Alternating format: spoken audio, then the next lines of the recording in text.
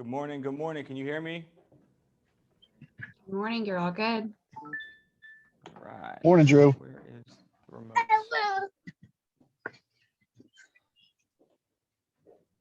Zach, where are you right now? In Cooper's Playland. Let me show you. Hi, Cooper. Oh, that's awesome. Nice. He's playing in his Give everybody a trampoline. couple minutes to hop in here.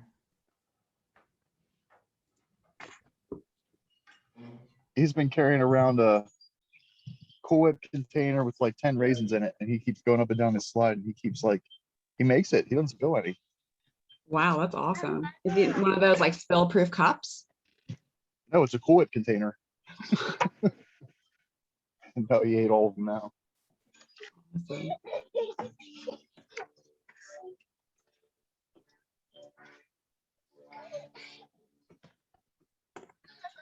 Awesome. One more time and I'm back again. What up, man? What's up, Zach? How much, dude? How are you? I'm good, brother. How are you doing? Good, good, good.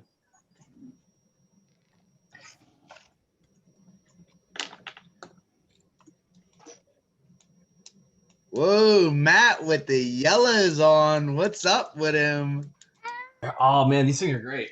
Let me see if I got the package here. Oh, they're these guys. There's these they're the gunner. What do they call them? Enigmas. There's those blue light blockers, man.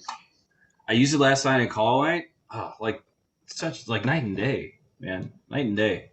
Go Gadget laser vision eye. Oh, dude, I was getting such bad headaches at the end of the night. Now it's like last night it was nothing. So I don't know if your glasses block out blue light or whatever, but Nope. oh, I don't think I'm ever going to work with these without these things again. Yeah, I need them.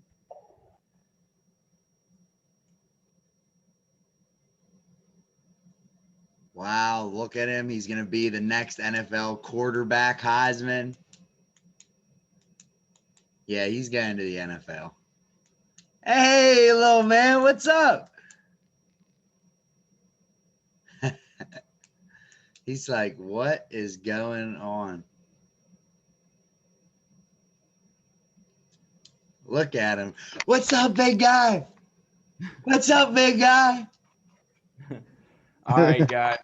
There's the 5-minute warning. Anybody else hopping on is late, and they're gonna have to stay in the waiting room.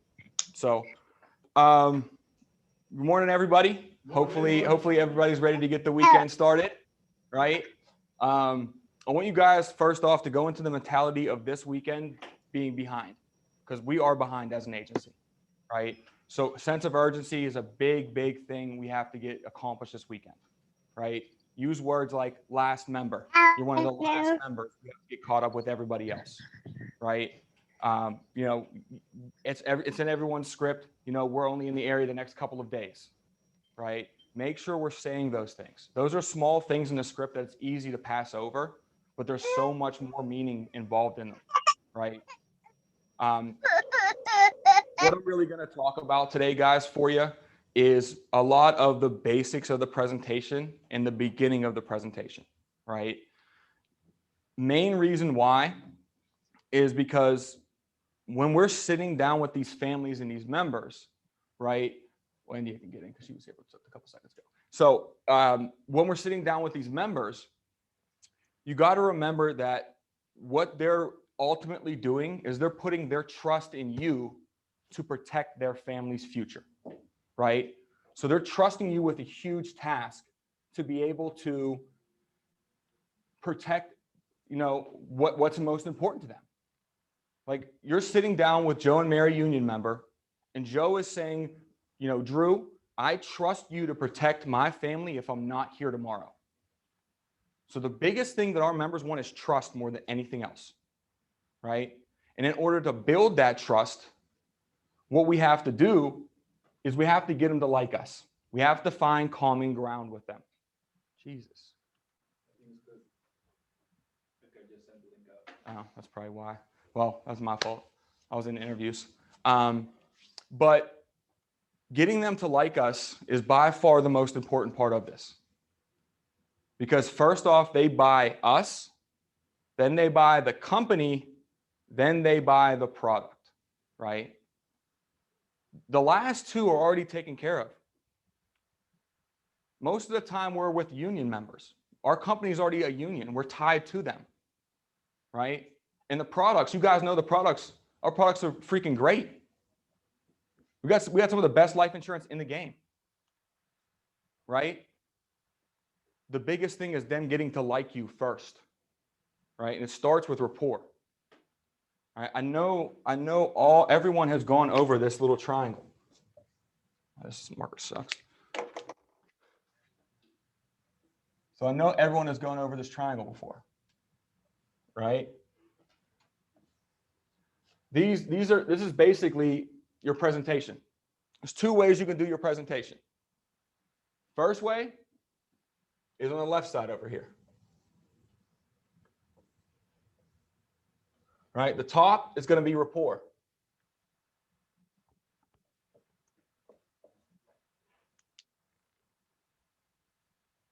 The middle section, the next section down is no cost.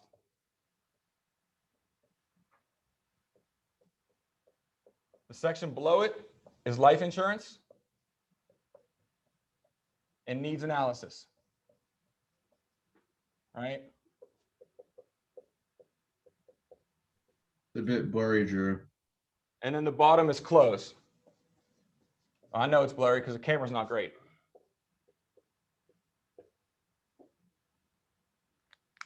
Right? So top, rapport. The second section down is the no cost. The third section down is life insurance knowledge and the needs analysis. And then the fourth part is the close. Every presentation is the same way. It's the same way every time. Right? But how you do it can give you way drastic results. So what I mean by that is you can see if you build more rapport up here, less you have to close down here. The two middle sections are going to be the same no matter what. It's not going to matter if you go over a little bit less no cost and more insurance or a little bit more no cost and less insurance. That's not going to really matter one way or the other. The big thing that's going to matter is the rapport. Building that relationship with them. Right? So I want to, and it seems so simple, guys, but every once in a while we need a refresher on rapport building, right? Every once in a while. So I know you guys are using the acronym FORM, family, occupation, recreation, me too, right? I find that when I'm meeting with members, the first thing that I usually talk about is what they do for work, right? If they're a union member, I kind of know what kind of line of work they're in. If they're not a union member, I got to kind of take a guess. We can just ask them the question, you know? Mary and Joe, what do you guys do for work? Right? I don't want you to stop it there, though. You know, ask 4 or 5 more questions about what they do for work. Act like you've never heard of that career before in your life. You're going to find out some people you have no idea what they do, right? There was one guy that I met a couple weeks ago. He was like an animal waste processor. So basically what they do is they get all these animals that are, you know, dead and they just chop them up. That's what his job was. He was in a union, right? So I didn't even know that job existed, right? So I had to ask him a bunch of questions on what he did, how it worked, the machines he used, if he had to drag the animals, if he had a forklift to carry them, right? Some really good questions to ask, what they do for work, how long they've been doing it, what shifts they're on, if they're on the same shift constantly, how far they got to drive to work. Guys, if they got to drive a long way to work, accidents happen. Accidental coverage. That's an easy way to just pitch accidental coverage. You have a 45-minute drive to work through the city. Oh my goodness, your traffic's probably crazy, right? Probably want to rip their heads off every day driving to work, right? The reason why I want to ask if they've been there for a while as well, because if they've been at that job for a while, they know people that work there, right? Like you guys, Steven, you've been here for what, 6 months? I started in March. Okay, so less, way less. So 3 months, right? And how many people's numbers from this office do you have on your phone? Several. A lot, right? Yeah. And you just started working here, right? You get my point? Yes. Right? So what I'm getting at about that is though, is keep that in mind for when we're asking referrals down the road. You've been at that job for 5 years now. You must know a lot of people. You guys work on the same, you work with the same shift, a group of people on the same shift every time?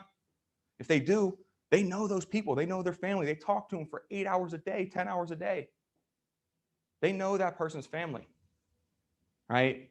So when you're asking for referrals, it's easier to backtrack and say, oh, I remember you talking about your buddy Mark that you work with, and he had 2 kids, right? Let's just start with him.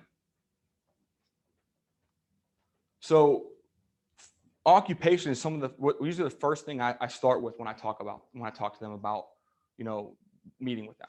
Because at the end of the day, most of the time we're meeting with them about their union, right? And people like to talk about what they do, even if they complain about it, right? You're just giving them kind of a pedestal to talk about what they do, right? And what I want you guys to start trying to do and get better and more effective at is using active listening, right? So when they tell you that they worked at a place for 5 years, you're gonna be like, you worked at XYZ company for 5 years, and then hit them with another question, right? Use like the last 3 or 4 things that they said to phrase the next question. Does that make sense? So it shows them that you're paying attention to them, right? Now, the other big thing I want you to realize when we're going over form and we're going over rapport building with them is the mentality that someone's coming into the presentation with is different than your mentality. Because you're sitting down with them. That's your job to do that. So you're going into it, right? When you're sitting down with these members and these families, they're just getting home from work. They had a 10-hour workday. They just ate a big dinner. They're sitting down at their kitchen table. The first thing they want to do when they get home is you eat food, get a shower, and hang out and relax, right? So the first thing they try to do is they probably turn that TV on. You have to be more important. You have to be more entertaining than that television. That's what you guys are competing with. You guys realize that? You're competing with technology. So what I mean by that is you guys have to have high energy when you first meet them. You can't go, Mary and Joe, I'm exhausted from working today. You're my 5th appointment I've had today, right? Be excited about being the 5th appointment, right? Have some energy, be an actor. You could walk around here mopey all day long, but once that camera and that light clicks on, you got to be an actor. You got to up your voice level. You got to up your tonality, up your personality. So I should have probably actually went over that first, but either way, right? The other thing I like to talk about with them is their family, because that's where we're going to get a lot of the referrals from. People love talking about their family. Now, it makes it a little bit easier in the presentation if you can actually see something in the background. They got photos or something like that. Makes it a little bit easier to start that conversation, right? But I just straight up ask them. Now, if it's a single person, I say, Mary, Joe, do you live in the house by yourself, or you got some family living with you? You take care of your kids, anything like that? And that'll usually open up the conversation, right? Getting them to talk about their family. Now, if it's a child safety kit, and of course they have kids, talk about their kids, right? I can see you requested 4 child safety kits. You got 4 little kids, right? Yeah. How old are they? What are their names? Are they playing any sports? Right? Make it about them. The more you get them to talk, the more they're going to like you. People love talking about themselves, right? So getting to know their family is a big, big way to build confidence from them and you, because you're finding out what you have to protect. If you don't know that they have a wife and 3 kids and you've done 30 minutes into the presentation, like, you might as well hang up the computer. You just wasted 30 minutes. So you got to get this stuff out in the first 10 to 15 minutes of talking to them, right? And I'm going to talk a little bit later about game planning for the presentation so we know these questions we can ask, right? But one of my favorite things to talk about now is R, which is recreation, what they do for fun, right? A very good leading question that I've been using recently is, hey, you know, Chicago and Illinois is opening up recently, you know, within the last week or so. What's the first thing you look forward to doing? Right? I know all the restaurants are open. Where's the first place you're going to go eat? I just moved here from Pittsburgh about a year ago. We haven't had anything open up since then. You know, I'm looking for some great places to eat downtown. What would you recommend? Right? What do you guys like to do for fun? Why are we asking that question? Because that's where they spend their money at. Right? If you know that if they say, oh yeah, we like to go to the movies every Friday night with the kids. Guys, movie tickets, you're going to probably spend $60 to $80 at the movies every Friday. If you're lucky, it's probably 100. Right? If you go to the movies one less time a month, you could protect your family for the rest of their lives. I'm not saying cut the movies out forever. What I'm saying is prioritize your situation. So if you're sitting down with someone's like, oh, I don't have enough money to do that, but they pay $100 every single week to go to the movies, they got money. Don't let them tell you otherwise. All right. And then the biggest one where I kind of see agents like fumble a little bit or kind of say the wrong things is with the Me Too section of that. So M stands for Me Too. It doesn't stand for I, right? You shouldn't one up these people. You shouldn't say, I do this, I do that, right? What Me Too means is include yourself into something that they like, something that's important to them, right? So if they grew up with a big family of eight kids and you did too, that's common ground right there. You grew up with 8 kids? Oh my goodness, me too. I have 4 brothers and 3 sisters, right? Including yourself. That's one of the biggest ones where people miss at. Getting them to weaving yourself in between the fabric of their family, right? Now, with rapport, some people right now are going into in-home appointments, right? If you're going into in-home appointments, rapport should be just maybe a little bit different. When I always went into in-home appointments, the first thing I did was I, of course, took my shoes off, right? Asked them if shoes on, shoes off, right? And if they told me shoes on, I would take them off anyway, right? Just because I'm doing what I want to do, right? I'm getting control of that situation there. I would always take my shoes off. Now, there's some situations where their house isn't too, nice, and I would probably leave my shoes on at that point. But most of the time, I took my shoes off. All right. Now, the first thing that I always did with every single in-home sit is I would never go right to the table. I would walk around their house. I would be like, hey, you have a beautiful house. Might we take a little tour? And I would just walk into the living room, walk into their kitchen.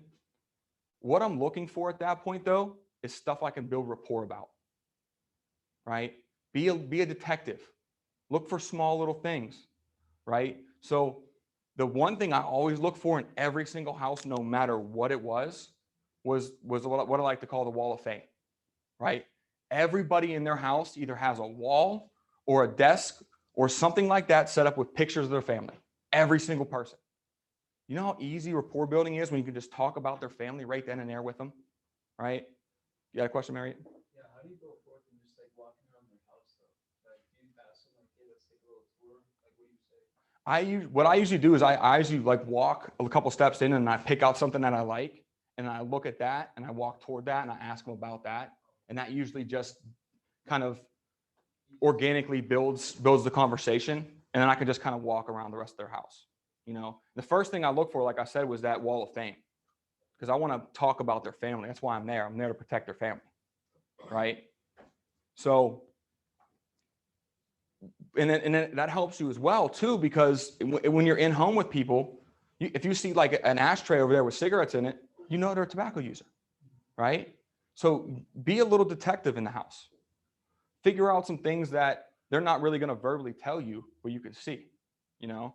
Like one really good instance of this is I was out with Josh like 4 or 5 years ago. We were in this house and we're trying to close them down. And the lady, I remember she's telling us that she likes board games, right? And behind her is a big armoire of all these board games. I'm talking hundreds of board games, hundreds of them.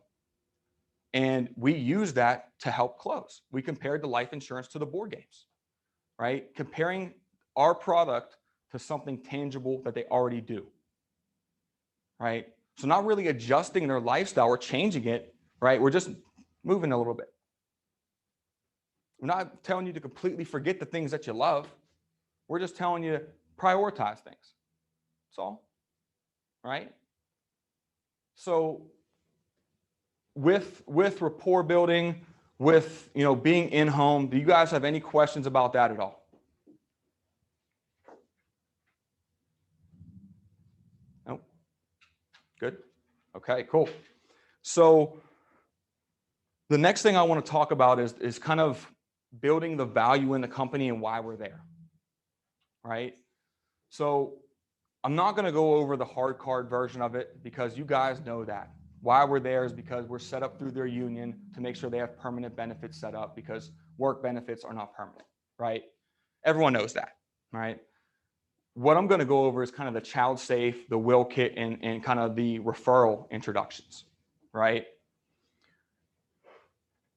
Now with child safe, you still want to go over who we are as a company, let them know we're a union-backed life insurance company. We're the only one that exists. We work with union members, right? And what I usually say is, you know, one of the biggest unions that we represent are the international police unions.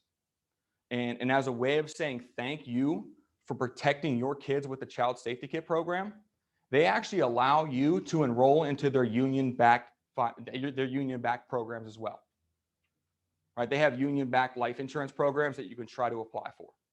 You know, do what you want with those. I'm going to let you know right off the bat, they're a little tough to qualify for, you know, but I will go over that information with you. All right, letting them know that you're going to go over that back end part there prevents a lot of the time I want to think about it. Right? Question, Stephen? You let them know about the life insurance on the phone call when you book them? Yeah. Yeah. I mean, when I book them on the phone call, it's a good question. So when you're booking somebody, especially with child safe or will kits on the phone, yes, 100%. I say it's a two-part program. First part, it protects the parents. God forbid something happens to the kids with the child safety kits and in the living will, right? The second part of the program protects the kids. God forbid something happens to you as parents with some life insurance knowledge and a needs analysis. That'll show you guys if there's any gaps in any coverages, right? That, of course, that second part of the program, that's, you know, at your discretion. My job really is to just get you information and answer your questions. Do you do that every time or only when they ask? I do it almost every time with Child Safe. When do you do it the phone call? I usually do it right. That's a good question. I usually do it right after I explain how they're like, what's the Child Safety Kit program? I explain it right then and there, you know, like the first 2 paragraphs after I verify their information. Only reason why I do that, guys, is I don't want anybody to feel like we backdoored them into life insurance. Does that make sense? Like, I don't want them to get to the end of the presentation like, well, I didn't know this was about life insurance. Right? And that's one tip I want to give you guys. You should never be afraid to say the word life insurance. Never. You should never be afraid to say the word of the name of your company. Never be afraid to say American Income. You should be proud to say that stuff. Right? And the more transparent you are in the beginning of the presentation with people, the more they're going to like you and the more they're going to respect you. Everyone we sat down with has dealt with a salesperson before. What's going to set you aside from all those other salespeople is the fact that you're caring about their family. You're wanting to know them, right? So when I'm going over the child safe, you know, sometimes I'll even throw in, yeah, you know, there's some additional life insurance benefits that you guys can try to qualify for. You know, I don't know if you have life insurance, if you need life insurance, or if you're looking for life insurance, right? But my job is to educate you on the programs that are available. And if they feel a need for you, we'll see if you'll be able to qualify. Does that sound fair? And they go, yeah, it sounds fair. Huh? Oh, you're good. So, I mean, and then after that, I transitioned right into the 3 reasons we're A+ rated as a company, right? And then from there, it's just a normal presentation. But a lot of it depends on the introduction, how we introduce the company, you know? Now, you got to make sure that you put it on the police and teachers associations, right? Not on us. The only reason you get access to these programs is because you signed up for the Child Safe Kit program. As a way of saying thank you for protecting your kids, they allow you to enroll into their union-backed life insurance programs. All right? Anybody got questions on Child Safe intros? Okay. The Will Kit intro, kind of the same thing. Kind of the same thing, right? And the introduction for the will is almost the same. Like you'll go, you know, have you ever heard of American Income before? No, we take care of about 30 to 40,000 different groups and unions throughout the United States, right? Now, the reason the Will Kit program was designed is because a lot of our union members were passing away and they didn't have a will or anything like that set up for their family, right? So as a way of saying thank you for protecting your family and getting that taken care of, the unions actually let you enroll into their union-backed final expense protection. Right? Why I say union-backed final expense protection is because most of the people that we're sitting down with in the Will Kit, they've only got typically one need, and it's to cover the final expenses. They're an older generation, right?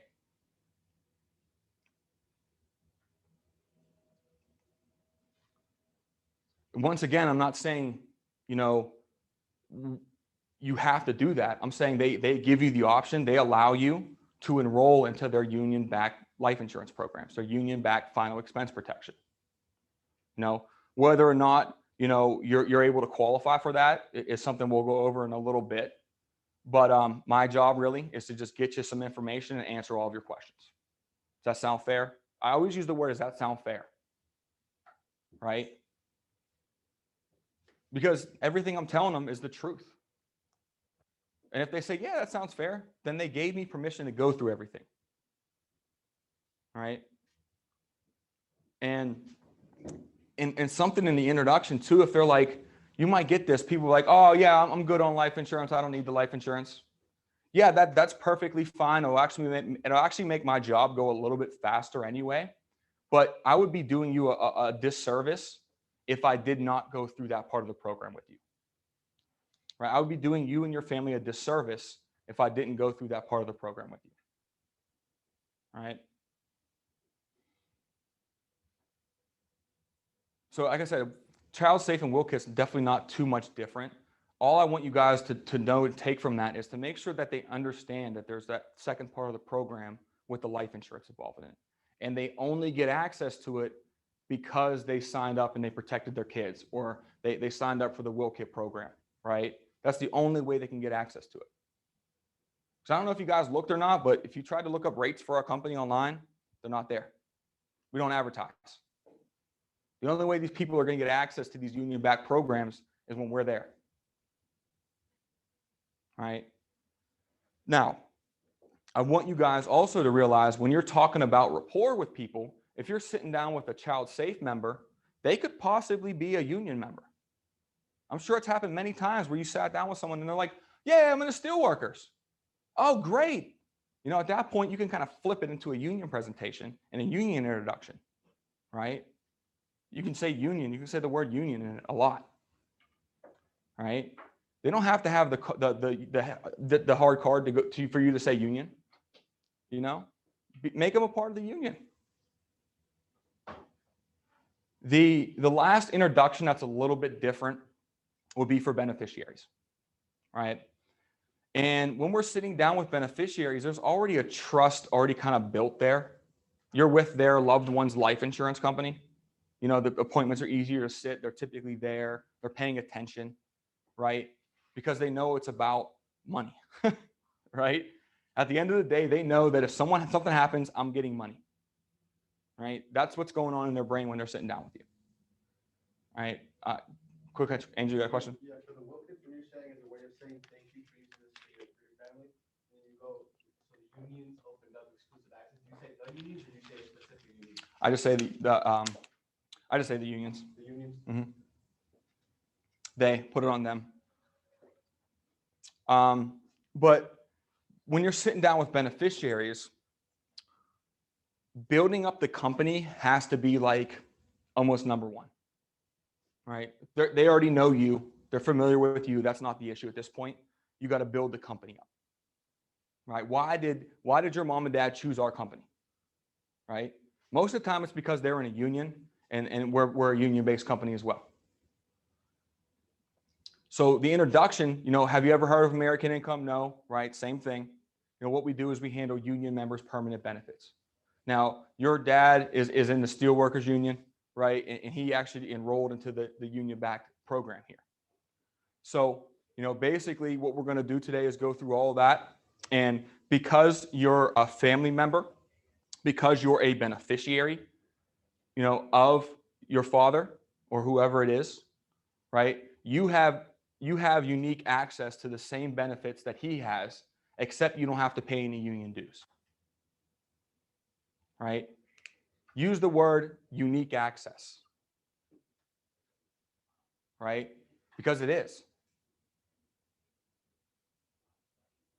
So you just want to get them to realize that, hey, we're going to go over everything about your family, but also you're going to get access to all the no-cost benefits that they got access to, as well as some unique union benefits that you can try to qualify for too. Right? Do what you want with those. It's just my job to explain what your parents had set up, how it affects you, right?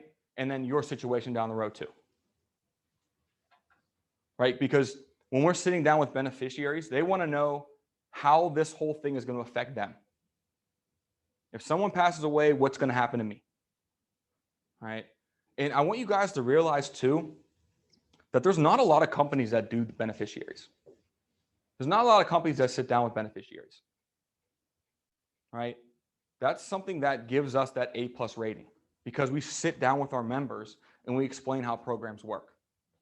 Right? I don't want you guys to forget about beneficiaries. They're number one, probably the best closing ratio in the business. Right? Number two, there's already a built-in need there. They know you're there for life insurance. That's two of the biggest things you have to worry about. Are they going to show up, and what am I going to talk about? Right? So you got two of those things knocked out. You have the advantage there. You just got to walk them through how the program works, make it exclusive. Right? So you guys have any other questions on kind of the introductions, how they differ a little bit, just kind of the key words to say in there at all? No? All right, cool. So the last thing I want to go over with you guys is kind of a mentality looking into these sits, right? So like I said before, this is your job, right? Do you think Tom Brady just goes to the office on Sunday and 10 minutes before the game, he gets on his uniform and just walks out to the field? No, that would never happen. And I'm using Tom Brady as an example, but that wouldn't happen with any quarterback in the NFL. If anyone was serious about their position, they wouldn't just walk in 5 minutes before they had to do their job and do it. I don't care how good you are at your job. It doesn't happen. If it does happen, you best believe that you're not as good as job you think you are, right? So what I'm getting at, guys, is you have an opportunity to game plan every sit before you sit down with them. Some sits you might know a little bit more information about, some sits you might not. Like a will kit and a child safe, you don't really have their date of birth, you don't really have how old they are, you don't have what they do for work, right? But at that situation, it's probably a young family, they got a couple of kids, right? Or you might have talked to the grandmother and it's for the grandkids, right? At that point, you know where to game plan around. Same with a union member. You know how old they are. You know what union they work in. You can formulate your questions beforehand. Write your questions down if you forget to ask rapport, and then just knock them off every time you talk about it. Get with your MGA, get with your field trainer. I call it a review preview, right? It's huge. It is so big. It builds your confidence because you already know what you're going to talk about before you get in there. You know the game plan. Like the people we're sitting down with don't have that advantage.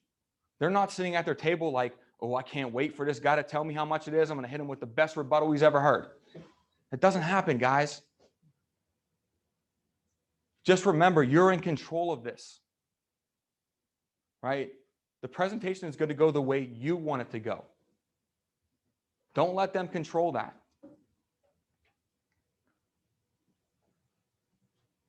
So,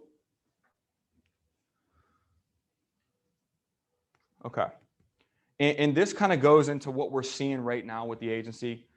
We're not getting a lot of sits, right? We're having 2-3 sits a day. So what that means is, though, you got to get better at what you're doing. So when you get in that sit, you close it. If you're only getting one at bat, you got to make sure you have the best at bat possible, right? It's like a closing pitcher in baseball, right? The closing pitcher in baseball probably sees 3 to 4 batters, right? Now, do you think that they're just in the bullpen warming up, throwing pitches, right? And then they go out and pitch? No. They know every single batter's weak spot. They know where to throw the pitches at, right? They know how to mix up speeds. They know everything about the situation they're going into before they even get there. That's why they get paid a lot of money, right? You guys got to be the same exact way. Know about your clients. Talk about them. Put positive thoughts in your brain before you get in the sits. One thing that used to help me when I was driving out to the field, I would usually get to the house maybe 10, 15 minutes early if I could. I would sit in my car for 5 minutes with my eyes closed and I would visualize the sit. Visualize them at the table giving me referrals. Visualize them at the table laughing, having a good time. Visualize them clicking their buttons on the computer and signing their name. Visualize them getting up to go get their checkbook for you. Make sure all that is in very vivid detail, because what you envision, you're going to eventually accomplish, right? And if that's hard for you to do, we've all made sales here. If it's hard for you to do, go into the last sale that you made. Revisit that sale in your brain. If you got the video, even better, watch the video again, right? If it worked before, what are you doing now that's not working, right? But what I want you to take away from it is game plan every sit. I don't want you to get there 5 minutes early and have to rush through things. Now, keep in mind, I know sometimes you're going to back sits. If that's the case, you've all got an hour in the morning to game plan. There's no excuse for that, right? Or say, call Mary and Joe, say, hey, I just finished up my last appointment. Give me 5 minutes. I got to go to the bathroom, and I'll hop right on with you. Use those 5 minutes to get that stuff done, right? You're in control of the sit. So, I mean, it's about 10:40. I want to leave a couple minutes for some questions that you guys have, if you have anything about anything. And I know I have to hop off a little bit early because Tommy's got that pre-licensing. So, has anybody got any questions for me at all? Hey, Drew. Matt. What's up, With Matt? regards to, I'm doing the visualization, the game planning for my sits, and I try to make sure I do that every time. But to follow up after your sits, I also kind of review it in my brain afterwards to see, to kind of like mentally, like, how did that go comparison-wise to my pregame visualization to how it actually went. And that's a practice I've been doing for, I don't know, ever. But how much time do you think I should really spend on that? I'm usually just doing like 5 minutes and then, memory hole it until I can talk with my manager and then go forward. Or you think I should spend a little bit more time reviewing in my mind how it actually went? If you have the time, spend the time. If not, then, hop into the next sit. What helped me when I first started, and I have my guys do this too, is I have them have a notebook, and every sit that they have, they write the person's name on the top, the union that they're in, what kind of lead it is, their phone number, their address, their email. Everything is at the top of that page. Everything I know about them is at the top of that page. And then the next thing I have them do is write 3 things in the presentation that went well, 3 things that they think went bad, right? And give themselves a grade. So at the end of the day, on Monday and Thursdays, you guys can come into the office, sit down with your managers and say, this is what I did on Tuesday and Wednesday. This happened in this sit, this happened in this sit, this happened in this sit. Can you help me? At that point, yes, I have reliable data I can look at to help you. But if I ask you on Monday, how'd your sits go over the weekend? You're like, oh, they were okay. How am I supposed to help with that? You know? So the more data you bring and the more data you guys fill out about yourselves, the better we're able to help you. Does that make sense? So that's what I would recommend, Matt, is writing, a couple things down you did well, a couple things down you did bad. And also what I recommend too, especially with everybody being new into the insurance field, is if you hear a name of a company that you haven't heard of before, like First West Mutual or some BS, right? Write the name of that company down and then research that company. Spend 10, 15 minutes looking out with their website, what they do, what they have, the products they sell. You can get a good indication of a company about just what their website looks like, So I think that's a little piece of advice there that I would teach new people, is make sure you write that stuff down and track your sits. Hey, can I say something here, Drew? Yeah, what's up, Mace? You got a question? No, I got something for Matt. Matt, you know how like when you're visualizing your sit and then you're thinking after, like, man, what could I have, like, I feel like I killed it, but did I really kill it? Boom.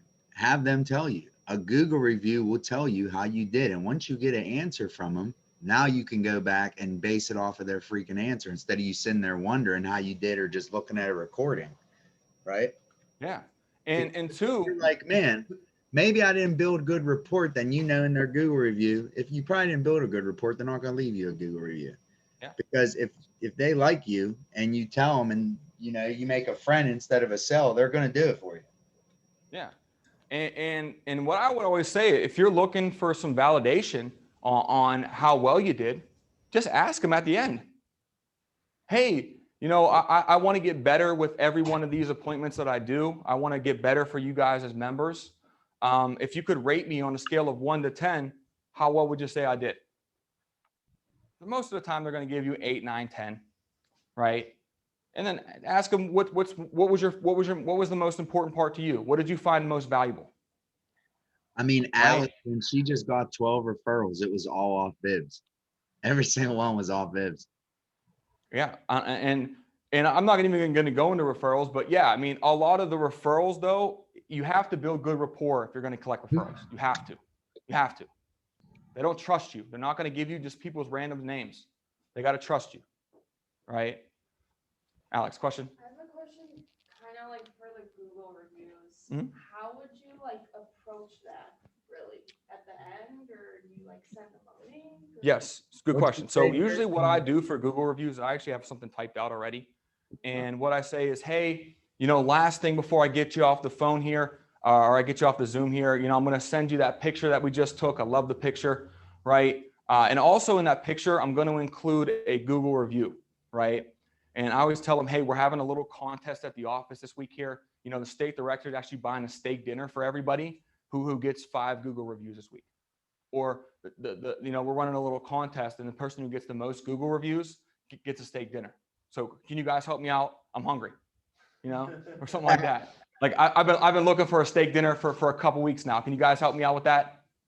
What are Sure. they gonna say? No? I wonder if you take that aspect for like a child safe kit referral. Yeah, I do the same thing with Child Safe, bro. Yeah, 100%. Hey, we have a contest going on this week, guys, where, the people who get to protect the most kids with these child safety kits gets a little prize from the company. Hell yeah. Can you guys help me out with that? Yes, Matt Mason, for sure. Use that. For sure. But Alex, I can send you the text that I use. It's pretty simple. It just says, it was a pleasure meeting you. I love the picture.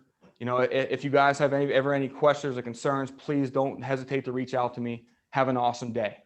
And then at the bottom, it has the Google review link right on it. They click it and it goes right to our page. So you send them a text message, not an email, right? Send a text message. Yep. With the, like, it comes right after the picture of me and them. Okay. So they get a picture of me and them. And then right after that, a minute later, they get the text message with it on there. Question, Mary. You can also do, if people that use Calendly, you can set up like a follow-up email. Mm-hmm. That's what I have set up in mine. Yep. You gotta actually tell them that they're gonna be receiving that email, and it usually comes in, you can set the time. So I mine sets an hour after the Zoom meeting ends. It automatically shoots them who we're. Yes. And then just a little type note. You can customize. Yeah. Yeah. So what Mary was saying was on Zoom, I believe you have to have the, on Calendly, sorry, on Calendly. You have to have the pro version of it though to do it, right? No? You have to pay for it every month. Yeah, the pro version of it. What they'll do is they have an option on there to where you can, at the end of the meeting, when the meeting ends, it'll send them an email that says, hey, thank you for joining this meeting with Manreet. You know, you want to leave any feedback? And it'll ask them like questions. And then in that, you can customize it to where it just puts the website for the Vina agency right on there. They can go and review it. Yep, that works just as well. The only thing with that is you got, like you said, you got to let them know that they're going to get that email. I don't even give them that option. I send it right to their phone. You know? So. Can I tell you what I do, Drew? Good question. Yeah. So what I do is after I ask them like how I did at a 1 to 10, they give me a 10. I say, hey, you know, it's really great to see you guys. I really appreciate that. I work hard, try to do the best job I can for members. I want to be able to give, you know, the folks you gave me your contact information. I want to be able to provide the same or better service to them. So please reach out to them, you know, make sure they know I'm going to reach out. You know, I'll be calling them. And then I say, you know what, if you guys would be so kind, I'm up for a promotion at work, and my bosses really really look for, you know, good words from my clients as to how well I take care of them. So if you'd be so kind to leave me a Google review, I'm going to send that to you here in the next hour. I'll text you and email it to you. It really go a long way. My bosses really look at that, and I really appreciate that. Yeah, it's huge. That's perfect. It's perfect. What it does, Zach, is it takes the pressure off of you and puts it on Tommy or somebody else that doesn't even matter who it's on. That's perfect. You're taking all the pressure off of you and saying, hey, you know, I do this with everybody, and you know, I don't want you to do this, but my boss is telling me to do this, so let's do this. You know, it's perfect. It's great. Yes, definitely. That's good. I would recommend that for sure. Just getting them to rate you is a big thing right there. And, you know, because you rated me so high, is there anybody else you know that could benefit from sitting down with me too? Right? Vibs. Good question. Good. I mean, it wasn't really a question, but yeah, I liked it. I liked it, Zach. I liked it. Anybody else got any questions or anything like that at all for me? No?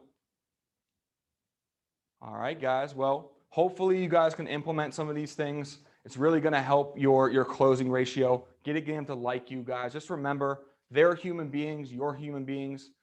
Provide some interaction, have some fun with these people, right? Bring high energy this weekend, bring a sense of urgency. Let's get out there and protect some families, all right? All right, guys. Thanks, Drew. Thanks, Drew. Yeah, thank you. Thanks, Drew. I had to put coffee on my white shirt, bro. Hey, let's go fucking get it today, Rich.